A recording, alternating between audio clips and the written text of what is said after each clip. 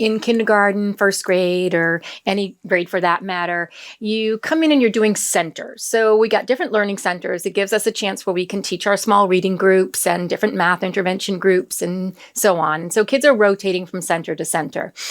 Now you have these centers where they have their screens in front of them and all the kids have their headphones on and they're supposed to be doing individual work. Usually it's something reading or vocabulary, or maybe it's math facts.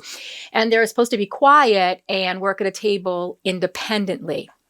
Now, what usually happens is my younger kids will look at the other person's screen and go, hey, I got this answer. Hey, I got this answer. And before you know it, they're sharing stuff. And I even see them do this with the headphones. They go, what did you say? Oh, yeah. No, oh, that wasn't that funny, that character on the screen. And then they put their headphone back on. And usually what I hear is, hey, guys, that's supposed to be a quiet, independent. But then I wonder, is there anything wrong with them sharing the screens and interacting in the exercise that they're doing? I mean, really, as long as they're doing it and they're not laughing out loud and rolling on the floor, but they're kind of enjoying the experience and sharing it.